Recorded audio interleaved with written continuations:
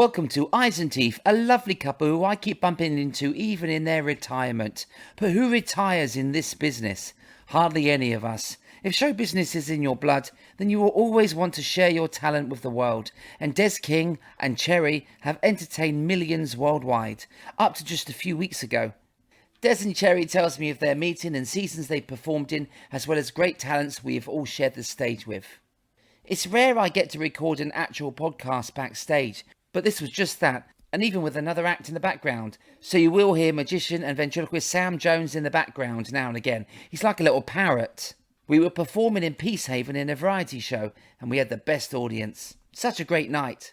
In this podcast, we talk about the London Palladium, as well as Andy Eastwood, Jan Hunt, the City Variety in Leeds, Hilary O Neil, Matt Daniel Baker, Keith Harris in Orville, David Nixon, Sir Ken Dodd. It really is a good old chat with friends before a show, and a great example of why I wanted to start this podcast in the first place. I remember talking to the much missed Phil Butler just a few short years ago about his podcast, The Green Room, where he took the same idea but across comedy clubs. He was there first, and I just loved the idea, so I guess along with his podcast, Ricky Gervais, Debbie McGee, Louis Theroux and a few more, I've been inspired, and Eyes and Teeth was born. Most importantly, Des shares with us his diagnosis of prostate cancer and the latest news with that, which is a very much needed listening to for our male listeners out there. So welcome to today's guests, Des King and Cherry. You know, we've obviously we watched BGT, especially if there's someone we know, but in all the time we've watched it, we've only ever voted for one act, and that was you. Oh, you're joking. Thank you so much. We didn't know you were saying. And if you'd had Beck, we would have voted for it. Yeah, and I'll edit that so he's talking to both of us. I put a voice in that. That's very kind though, but thank you. My mum said the same thing. I think it was soon after, I can't remember, that we'd seen you Yes, I hope it was Eastbourne at the International Brotherhood of Convention Magicians. No, like 5 years ago. But the very first one you did, which when it was a big convention and they had the gala show in the Congress Theatre. I did do a show, yeah. And you were the guest act on the Congress show, and you absolutely cleaned up. You just went on and owned that room because they're so sick of magicians. It's often the vent or the juggler, and I mean, it was just you couldn't put a foot wrong. Everything you did was hysterical, and everybody was talking about you for ages afterwards. Oh, you never know and I that. think the BGT came after that. Yes, it did. I did do it before BGT, and then I did another one afterwards. Yeah, well, I think we saw them all before BGT. So that. Oh, bless. After you've done a big TV like that, they're waiting for you. They're expecting you to be as good as you were on that TV show. But before, they didn't really care. But it's a nice surprise that I went all right. That was good to hear. Do you remember, I know it was America's Got Talent, but the quick change act called David and Dunya? Yes, yeah. And they were sensational. Didn't they win the first series? Everybody went, wow, this is an incredible act. And they went back for the semi-final, and the fellow, Piers Morgan. Oh yes. He said, but you've just done the same as you did last time. They said, no, we haven't. They've been doing it. He said, well, last time you just kept changing your costumes. You've done it again. And they said, well, you know, if we were singers, we'd just sing different songs. And if we were comedians, tell different jokes. We changed. He said, yeah, it's the same, we do all that. And he really slated them. You enhance the routine, don't you? And you think, you're at the mercy of these people who haven't got a clue what they're talking about. It is a shame. You can't go on and do a TV show these days just doing your acts. Like Paul Daniels would have you on and do your act, and he wouldn't judge you. No one would judge you. They just enjoy it. And now the audience, sadly, have been twisted that way into judging everything that comes on. And I guess it's part of the revenue because they have to call in to generate revenue for the show and for the advertisement. So I don't think there'll ever be a variety show again like there used to be. No, there'll always be some kind of reality where you have to call in. Yeah. Oh, that's sad. Did you do TV? Have you done TV? Years ago, I did when it was. A long time ago in the late 60s, early 70s, but nothing since. When I see your name on the bill, I just know I'm in for a good night, because I love watching your acts, and you're lovely, delightful people backstage as well. It's nice to catch up, isn't it, with people like that? It's lovely to catch up, yes. I like Yeah. it. I like what the old comics used to call all the Junos and Jevers, where they say, Juno also and so and Jeva works such and such a place. I've never heard that before. The Junos and Jevers, I love that. Have you heard of the Junos and Jevers? No. Do you know? No, we'll leave that. So it's all in the edit. So I think we first met. Correct me if I'm wrong. I think we first met at the Lewis Sussex Magic Circle show. I'm impressed. Your memory is great. Yes. It was, you remind me. That was the place. Yes. It was where we first met, and I remember specifically because I had an awful night. Sadly, I had no voice. I think my voice was going. It was too late to pull out. I hate cancelling gigs. I think I don't know if you remember, I had a really bad voice that night. I can't. I know we went on first, and probably when you were on, if we're totally honest, we were packing up. And you were on your way home. Oh, that's good. I went awful on that night. I had no voice, and I should have had a spare. But I know I remember meeting you, and I watched you that night, and you were fantastic. It was great. Those little Magic Circle dinners, they go on all over the country, don't they? Yeah. And I'm still a member of the Sussex Magic Circle. In fact, last year they paid me the great honour of asking me to be their president. Oh, that's it's amazing. Just a titular position. You don't have to do anything except, That's held at Hassocks, isn't it? They meet at the Hassocks. And it's a very good club, and they've got lots of really talented magicians in the club, and they've got Johnny and Phil, who are putting the show on this evening, are members of Sussex. Here we are at Peacehaven. We're backstage now, actually, talking. We've got Johnny and Phil, and they put on together, is it the variety show with no name? Yes. I was hoping it wasn't going to be a variety show with no audience, but we've got a good house in tonight, haven't we? Because we're plugging it away for weeks and weeks, and these guys have worked so hard to get it here. We've got the wonderful Sam Jones on with us tonight, as well. Matt Daniel Baker. So it's a great variety show, great billing. Yeah. And the lovely thing with Johnny and Phil, that what they understand is something that's completely beyond me and over my head, because I'm now no longer really in the business. They understand how to use social media. Yes. Because that's the way to publicise things now, isn't it? Everybody is on some form of social media. Everyone's on their phone. I've worked out now, Des and Sherry, I've worked out when to do it now. So I know I'm getting my kids ready for school. So everyone gets up, and probably between 7 and 8, before they do the school runs, they're on their phones on Facebook. So plug your shows then. And then when they get back between 5 and 6, back before their tea, they have a cup of tea, put on the South Today News or the North Today News. And so you need to know when to use the social media in the right way. Yeah, because it's you still need the TV and the radio. If you've got that access, that's great. But what can you do? Doesn't matter how many times you're on Britain's Got Talent or who's been on. People forget about you. So, no, this is amazing. I checked this morning, actually, I looked at your Facebook page. We've got 190 mutual friends.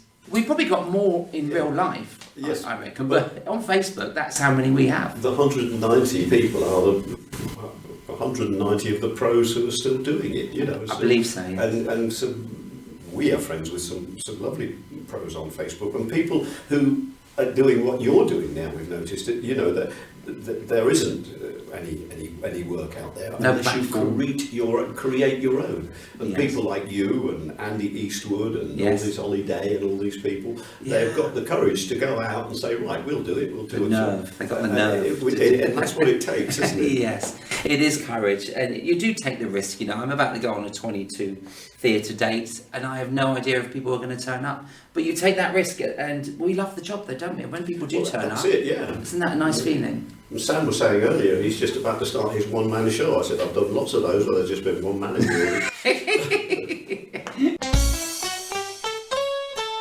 Ice and Teeth. You brought up Andy Eastwood, who's a very dear friend of mine, and Andy he works so hard. Obviously, he's done about 400 shows with Ken Dodd. He did all of the We'll Meet Again shows. And the last time I worked with you and Cherry was at Coventry at Belgrade Theatre 5 years ago. That was it, yeah. 2017 or 18. Yeah. We were on the way up to Blackpool Magicians Convention, and we stopped on the way and did that show in the Belgrade. Did a gig on the way. That's a good idea to do. It was that's nice. And that is always a lovely idea to do a matinee, isn't it? Because the audience that want to see the variety, they're awake. and they'll come out in the daytime, but they're too scared really sometimes to go out at night. I think also that the audience that want to see variety are an older age group. We used to do a lot of those paper moon theatre companies for Jan, lovely Jan. I did one for Jan at Wimbledon Theatre. Isn't she delightful? She's lovely. Yeah, great and talent. she puts those on, and she knows her audience, and they're all senior citizens, and they come in buses, and they want to get out and be home before it's dark. Yes. And they are a fabulous audience because they remember variety theatre, and they know what's expected of them, you know. Yes. And I'm sure you've done the good old days at Leeds City Varieties. Yes, you've done a many few of times, those. And that's those sort of audiences that dress up in the good old days material, isn't it? Cheering along and singing to The songs. very first theatre I ever worked in, when I went into show business professionally, which I went in 1965, so it was probably another year, 1967, was at the City Varieties. Oh, it wasn't the good old days, it was Michael and Stanley were trying to keep the theatre open in order to let it to the BBC for Barney Cohan's show. Oh, okay. And so he put a sort of an inexpensive variety bill on for the week. You opened on the Monday and closed on the Saturday, and the top of the bill was a stripper. And I've still got some of the... And then the strippers, when they finished their act and they'd got it all off, they were still wearing far more than girls wear on the beach now. Oh, really? And I've still got some of the bills, and the shows had lovely titles like My Bare Lady, Strip Strip Hooray.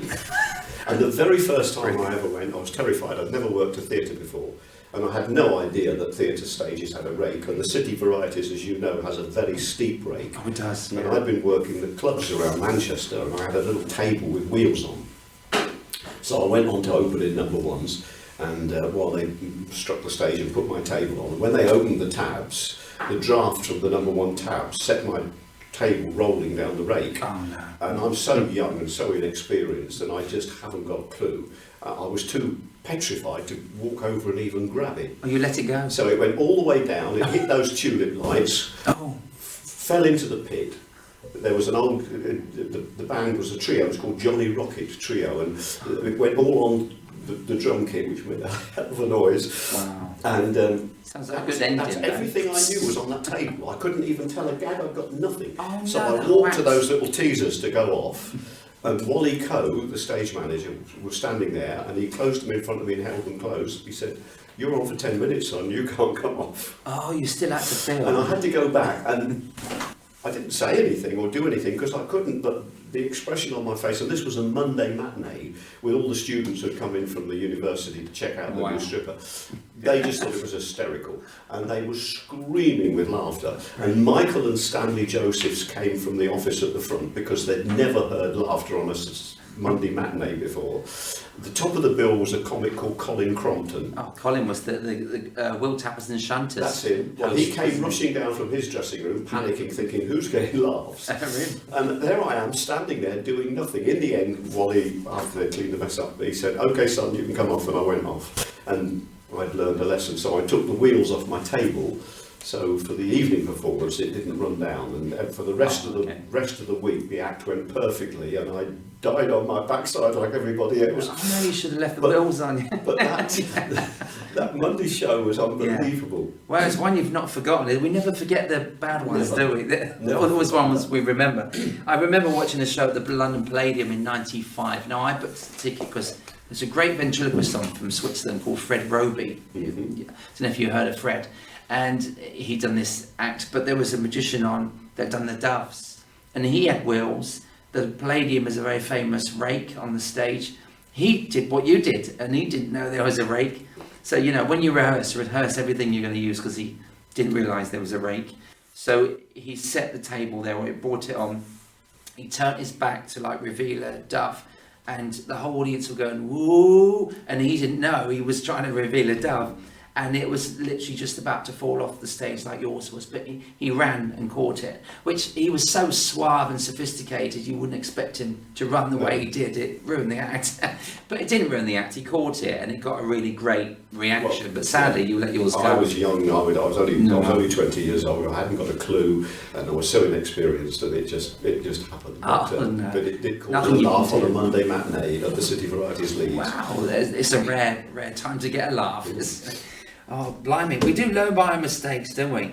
Do you find you bump into a lot of people today that you would have worked with like 20 or 30 years ago, and you just pick up where you left off? Oh, As yes. I see you guys like every 5 years, and we hug, and then we talk about stories that we. Well, that's the lovely thing about our business, isn't it? You meet people, and it's like ships at pass. You just pick up where you left off, and it's as though you'd never been apart, and then you might not see each other again for another 5 years. That's true. Yeah. So I'll see you in 2028. Yeah, Next. I'll try to still be here. And we know that dear Hilary O Neil is a friend of I think Hilary was the original Facebook in the 80s and 90s. She knew everybody. Yes. She connected everybody. I think she's coming tonight. She is. Which would be lovely to see Hilary, but she manages Daniel Baker. Manages And Matt, yeah. she really does cherish those young acts, doesn't she? And gives them a great chance because she knows everybody. That's the thing. The perfect manager. She knows everyone, and she's always made a point of knowing everybody. She's a very personable lady. You can't not like Hilary, and I've known her for years. I directed her in pantomime at Darlington years ago when she was playing Principal Boy, and it was the Grumbleweeds, wasn't it? The Grumbleweeds were the top of the bill, and an actor called Michael Elphick was playing. Yes, Boone. He's Boone, wasn't he? Yes, well, he was playing the villain, and he was a big name in Darlington because apparently Boone had been filmed there. Oh, But didn't know that. poor old Michael had a bit of a problem doing rehearsals. He liked a drink, and come to the dress rehearsal, he didn't know his lines. So they sent someone up from the office, and I mean, he'd been at it all his life. What a pro overnight! He learned the lines. He went on and he did it perfectly. But it was very worrying. It's sad, that, isn't it? Oh, controversial. So I saw you last year. We were talking earlier about the Eastbourne Magic Convention, and we'd met a few times there actually. But I did it last year, and you came to my talk on ventriloquists. We did. There.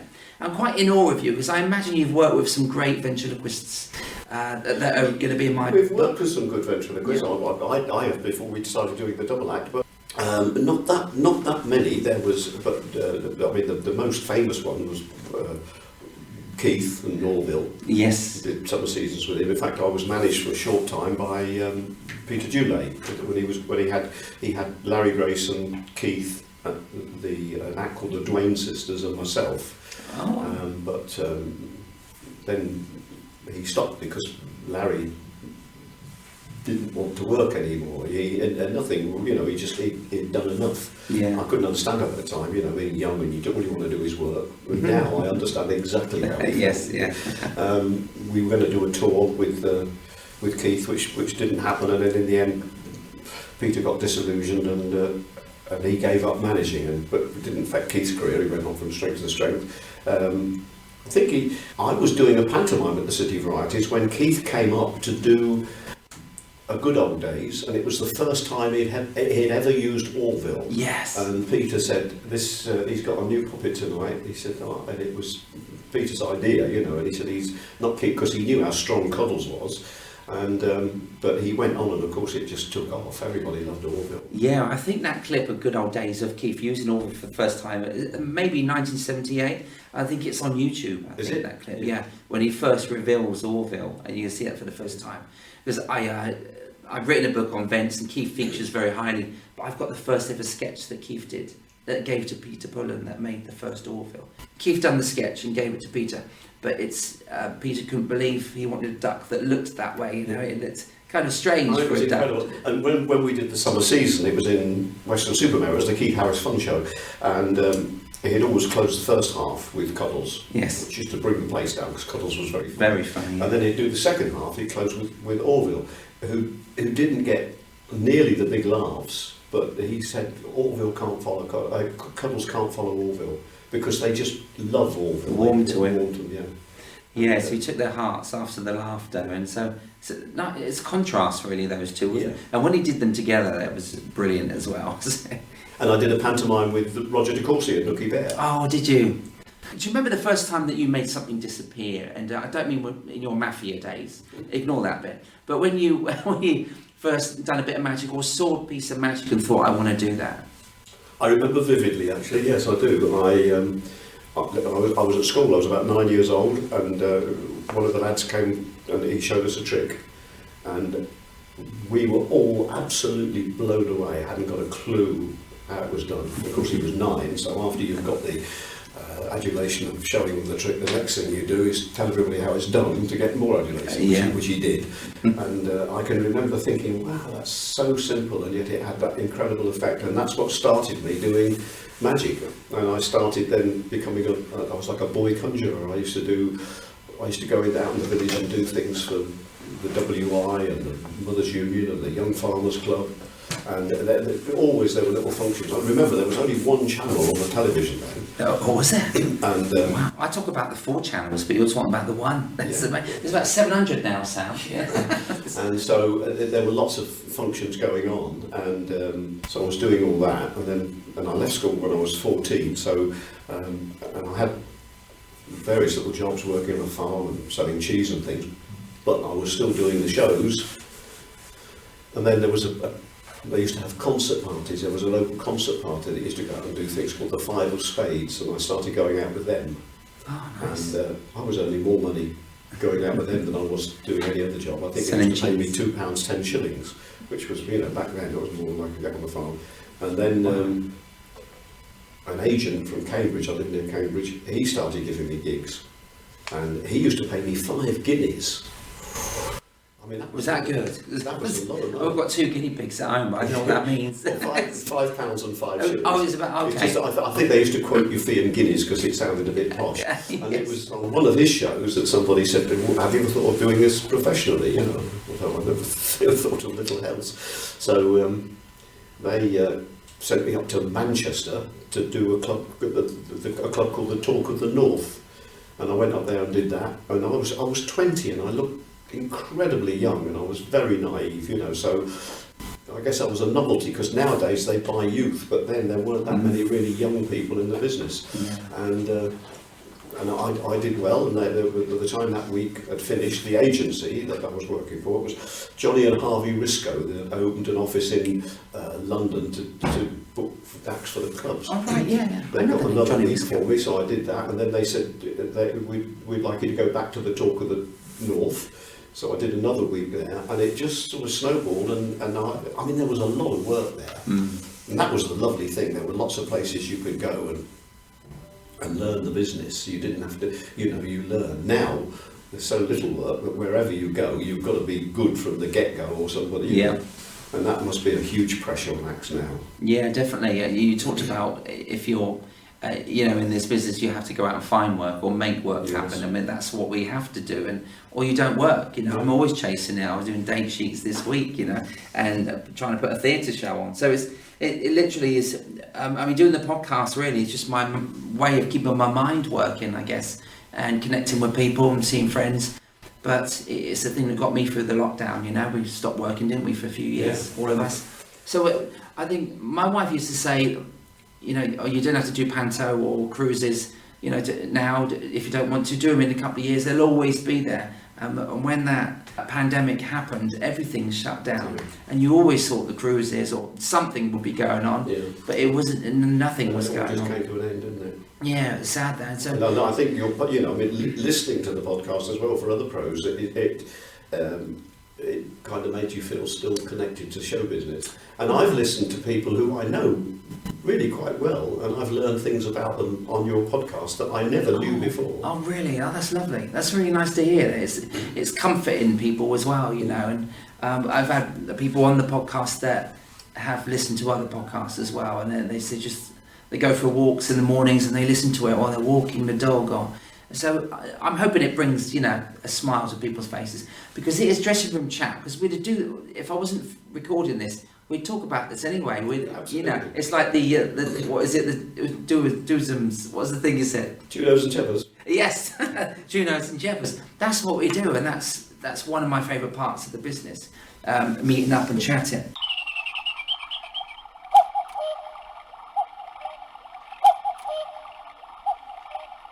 Was there anyone like David Nixon, David Burglass, David Copperfield, any of these, why were they all called David? You stood out because you're called Desmondo, so it's nice, you wasn't called David. But any of those kind of inspire you around that time? Yeah, when I was young, David Nixon was the star, and good great TV series, didn't he? And Yes. he was the one you aspired to be like, David Nixon, yeah. And so he was the only magician on television, and then Paul Daniels came along, and he was the only magician for a while, and then Wayne Dobson, and I mean now there's lots and lots, but there's lots, as you said earlier, there's so many different channels now. Yes. A channel each, but it seems to be there's only one at the top each time, you know, and then it was David Blaine for a while, you know, sort of dominating the news, and Dynamo, you know. Yeah, and then, you know, it's only natural all the young magicians want to be Paul Daniels or Dynamo, or now they all want to be Darren, don't they? Darren Brown, yeah, is an incredible talent, yeah. Unbelievable. Yeah, he does a lot of that mind reading stuff, doesn't he? And the clever magic tricks of the mind, really. Well, yes, he has a wonderful way of presenting what he does, you know. Yes. And I remember years ago I used to work with Andrew O'Connor, who now is one of his team. And Andrew's done really well. He was a very good comedy magician, Andrew. Yeah, it was. I knew him as an impressionist on TV in the 80s. He could do anything. Yes. And Michael Vine, he started out as a magician, didn't he? And Michael did, yeah. And they're all working on Darren's team now. Yeah. It's fascinating what they're doing. Yes, I think it's Michael, Andrew, and Andy Nyman. Nyman, that's it. He's a very great actor, isn't he, Andy? Very talented man. To have the sideline of the magic. So, when did Cherry come along? How did you guys meet? Because I know you as Des and Cherry, so I always have. But how did you meet? Well, it was in 1975. I was born then, so it's meant to be. We're meant to be here today. And it was my first summer season. I'd been at college for 3 years, dance and drama college, and I'd done a Ken Dodd variety show over the Christmas period, straight from college, and then went into summer season in 1975 in Folkestone. Yes, yeah. But it was a fabulous little show. Bob Marlowe directed and choreographed it, and he used absolutely every form of dance. We did point ballet, we did jazz, we did tap. We had to sing live, no recordings. So it was a great way to set up, straight from college, a great way to get into the business. And Des was topping the bill. He was the comic in the show. Lovely. Although we didn't get together that year. Oh, okay. I was literally straight from college. I wasn't going to get myself tied up with anybody at that point. She was far too young for me, and I was far too old for her. But we were friends, and like, as you say, when you're in a summer season like that, you're there for 5 months, right. And you form a little family because you're all away from home. And so we were just pals. Everybody sort of went around together, and then about 12 years later, we finished up in a summer season in Eastbourne, at the Hippodrome. Which is where I met my wife. And, and then it did blossom. Blossom into a Just something in the air in that. She got older, I got younger. But we still weren't working. We didn't work as a double act then. Right. I was dancing. Des was doing his act, and then we just stayed together after that in the same shows, thankfully. Cherry did quite a few years in the Singing in the Rain, the first production of the Palladium, and then it went on to Birmingham, Manchester, and she went to Japan with it, and it came back and went to Manchester and again to the Palladium. And I was working by then for Nick Thomas and John Conway, doing their summer seasons of pantomimes, and they were just so. I mean, I worked really hard for them, and I was very loyal to them, and they were so loyal to me in return, and they'd always give me a summer season with a pantomime. And sometimes a little tour in between, if they were doing one of those Rod Hull Pink Windmill tours or Timmy Mallet Whack-A-Day thing. So I was getting lots of work. And then Cherry started to work when we got together, work for them as well as a choreographer and a dancer. And they were just wonderful, weren't they? They were. And it gave us all sorts of things, and it gave us a chance to direct shows and choreograph them as a team. We did a couple of magic tours for them as well, which we'd put together, called Spellbound, which we'd put together. Des wasn't doing the magic in the show. We had a magician and his assistant, and there were 2 other girls, myself and another girl.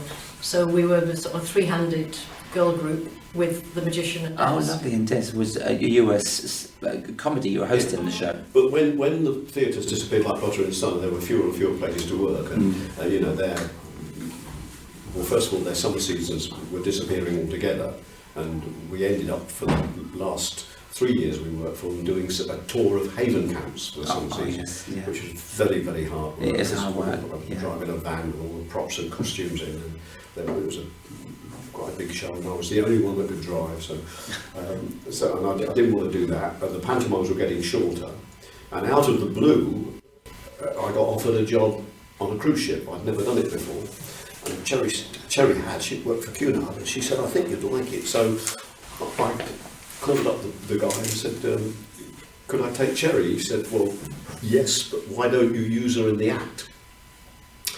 And then you'll both get paid. So we decided that's what we'd do, and they booked us. We haven't got an act. And we went...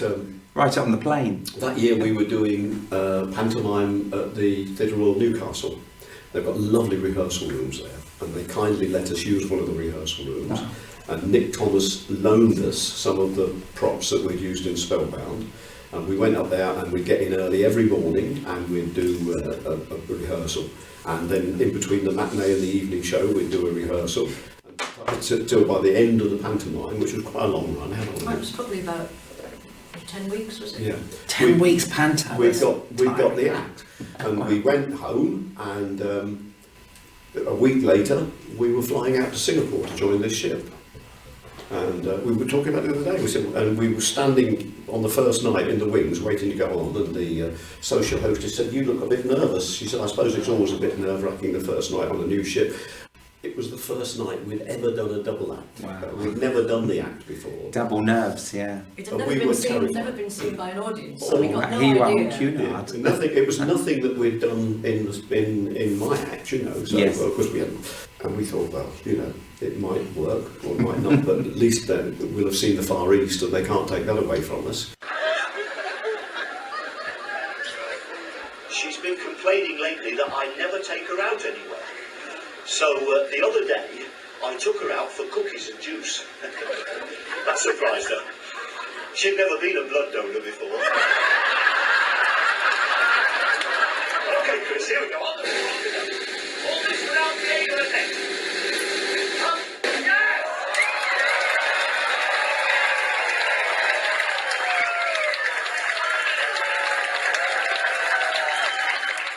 It's good that, isn't it? Ladies and gentlemen, I shall now remove the plank, remove the supports, leaving Cherry floating in the air. Give us a try.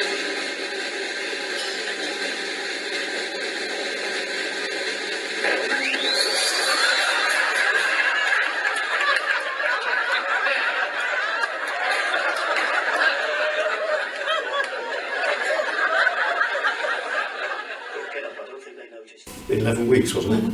So we did Amazing. it, and it seemed to go all right. They were all American people in the audience, and quite a lot of Japanese people as well. Okay. That's where Desmondo was born. Oh, was it really? We wanted something visual for the Japanese people who some of them didn't speak English, and at the end they said, "How soon can you come back?" And we said, "Well, you can't possibly come back for a year because we didn't think this was proper work, you know." Also, we got summer in. We got summer. You were already booked out. Yeah. So I think we were going to Scarborough with the And Crankies the that year. pantomime, so... And the pantomime. we So got- anyway, we went back, and then we thought this is pretty good.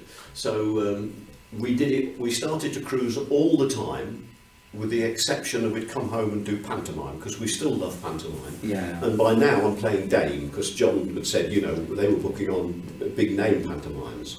And they're saying we can't book a star and dress them up so nobody recognises them. So you won't be able to play Bottles and Wishy Washy, but we need dames. Yeah. So they used to book me as Dame, and I was quite enjoying doing the pantomimes, but they were getting shorter and shorter, and we thought, well, you know, we're spending the whole year somewhere exotic in the sun, and then we're coming home in the winter and go to to some work. freezing place like, Yeah. you know, Darlington or... Anyway, we decided that we'd stay on the ships all the time, and that's what we did, and and we did that for 20 years. Lovely. I did about 20 years on the ships. You know, it stopped at COVID, but I've not been back since. I had a good 20 years and saw a bit of the world. Yeah. Made a lot of friends on the ships, and I've done a lot of Fred Olsen actually. Did you do Fred Olsen? No, we Oh, didn't. We worked for a company called Silver Sea, Yeah. Regent, Seven Seas, and Oceania. But that's all we did. We didn't do anything else. Okay. We were 10 months of the year on a ship, and the other 2 months we didn't have 2 months off in a block, but we were working out new material because we were going back to the same ships, and they got lots of repeat customers. They were really lovely, easy audiences. Again, they were more mature because they were high-end ships, so only older people could afford them. There were no children. Everything was just in our favour. Yes. I mean, Cunard are wonderful ships. I worked on the QE2, and still to this day, even though it's docked in Dubai, it's still my favourite ship that I've ever worked. It's just a lovely ambiance. Yeah. It's Cunard, but the audiences were lovely. I just loved the history of it as well, you know. I did the 1985 World Cruise. Did you? Yeah. Wow, 85. Yeah. I can imagine the stars that were crossing in the mid-80s on it as well. I was on with Richard Dreyfuss from Jaws, you know, the actor. I remember being in the internet room next to him and his wife, and he didn't know how to work the computer. But he knows how to fight a shark. We had Elton John, he was on. Elton John was on. But he pretty much stayed in his penthouse and just sent down for anything he needed. Of course. So we never saw him. You would, wouldn't you? I was on with Dave Evans actually the last time I did it. You know Dave Evans? You ever Yes, yeah. Yeah, Brilliant wonderful actor. I mean, he's a comedian. He's an all-rounder. He did everything. Dancer, multi-instrumentalist. Oh, brilliant. I mean, Funny, he was impressionist. my age now. Yeah, we lost Dave about 5 years ago. Oh, DC, no, that's not what I told Yeah, sorry, I should be telling you all this bad news on the podcast, but Brilliant entertainer. wasn't he fantastic? You've done summer seasons, you talked about seasons, and you mentioned Robert Marlowe, and I knew Robert Marlowe when I moved to Eastbourne, and between Eastbourne and Cromer I would meet up with Robert, and Bob put all these brilliant shows, didn't he? He choreographed, he produced, and Cromer was a big mainstay of his work. Big, very sort of top drawer. He'd always have a tenor and a baritone and a contralto and a soprano in the show, and he'd do excerpts from operas. He'd always do a point ballet for the girls. Yes. They were very classy, and he had a connection when he was at Folkestone with Triumph, wasn't it, Shelley? Yes. And so he got the most wonderful costumes that you wouldn't expect to see in a show like that. When he went to Cromer, then it was Diane who did Di Cook, was it? yeah, Yes. did the costumes, and they were super as well. But the lavish things too. We did My Fair Lady, didn't we? And I think they must have been the West End production. oh no, I'm sorry, it was The King and I.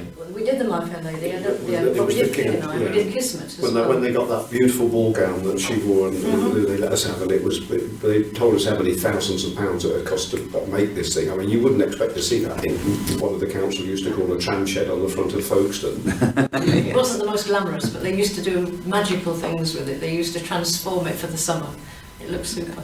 Amazing. Those summer seasons were great when they were there, weren't they? And there's still Cromer. I think it's only about 8 weeks. Cromer's lovely 10 because weeks. it's keeping it alive, and I think it's possibly one of the only ones now. I don't know if the Babacom's still going. The year I did Cromer with Bob was the year that they filmed the 40 minutes documentary, and I think Dick Condon was thinking that was going to be the last season, but the publicity generated by 40 minutes gave it so much impetus that it's running to this day, because the 40 minutes End of the Pier documentary won an award, which meant it got shown again in this country, and then it won an award in Australia, which meant it got shown again in this country. So within a year it had been shown 3 times, and so it suddenly became, I think, one of the newspapers one year said Cromer's becoming like the Aldborough or the Glyndebourne Yes. of North Norfolk. Yeah, it was nice to be part of it. I was there when they had their 30th anniversary of the show, and then I think Bob Marlowe come to that, and they just recently, just like 2 years ago, had the 40th anniversary, and it's still going. The format's changed over the last 3 years. Yes, well, it's bound to, but it's still a show that you can go to and feel confident that it's going to be a good variety show with good people on there. You know, I mean, that's why that's its success, that it just keeps delivering, doesn't it? Yeah, it's traditional, isn't it? They've changed it in the last couple of years, but they've got a huge screen at the back now, and you can imagine how much that's enhanced the scenery. You know, it looks incredible now. Yeah, it really is nice. I mean, lots of things change over the years. Magic has changed, hasn't it? Yeah. There's a lot of. I would imagine every magic trick has been like ventriloquism. There's nothing you can come up with. It's all been done. But I knew Jamie Allen. He used to use televisions on the cruise ships, but he started to use iPads and laptops. So it does evolve, doesn't it? You can invent new things. Yes, that's the thing that's in magic that's evolved. Is there's so much technology now, the Mobile iPads phones. and the mobile phones, and a lot of the close-up magicians walk around with a mobile phone. I mean, I don't really do close-up anymore. We're completely retired now, but I'm one of the few people you know that doesn't actually own a mobile phone. Cherry's got one, but really? And that kind of magic doesn't really interest me.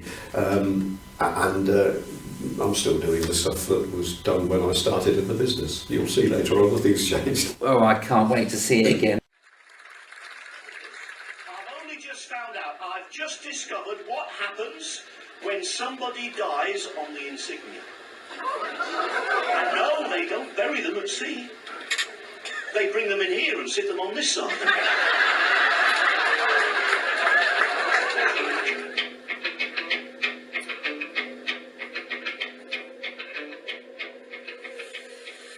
You've not had a great time recently, health-wise, but you're okay now. You're good. We're coming good now. Yes, Yeah. I had a problem with being diagnosed with quite an aggressive prostate cancer, but they caught it just in time. In fact, if you leave this in your podcast, if there's time for it, let me just say to any of my mates and friends, whether they're friends or not, males in the business, get checked.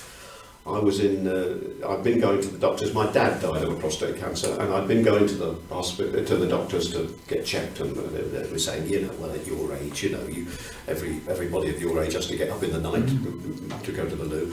And we were doing a pantomime in Haverhill, and Cherry was we were staying, no digs anymore, we were staying in a travel lodge, and Cherry's in the shower and I'm watching the television, and they've got Stephen Fry and Bill Turnbull on, talking about the fact that they'd both got prostate cancer.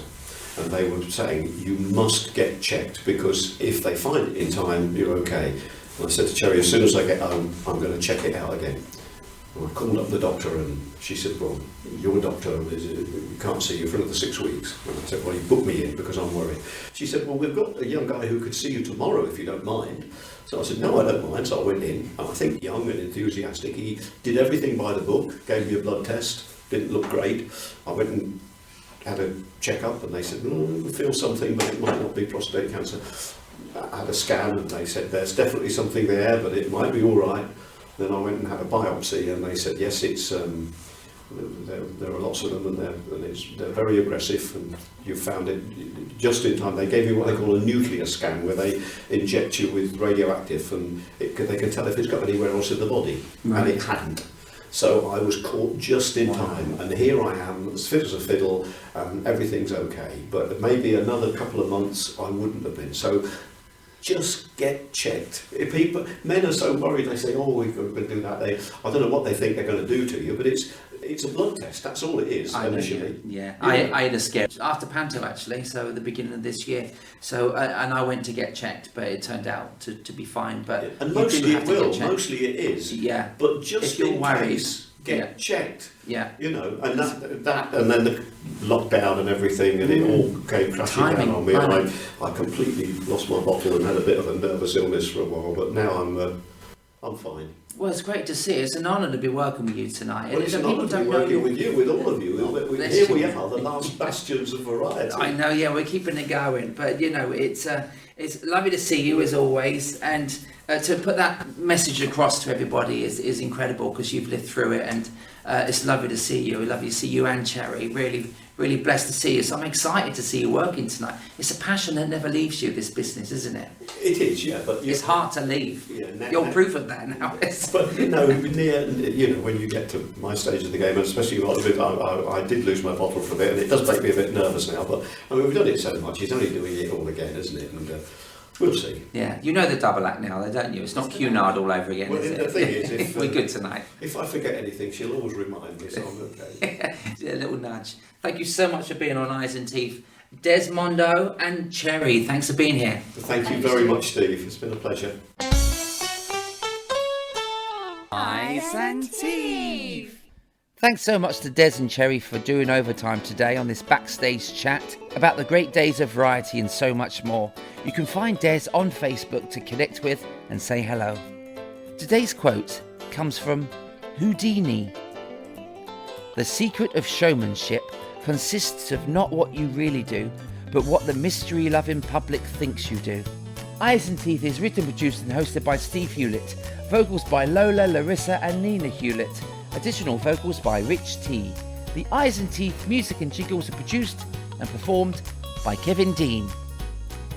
Join me on the next edition of Eyes and Teeth, the world's greatest variety show, when I will be talking to musician, producer, funny man, creator of the Eyes and Teeth jingles and theme tunes, as well as 2 Meter Peter and 1 Meter Rita.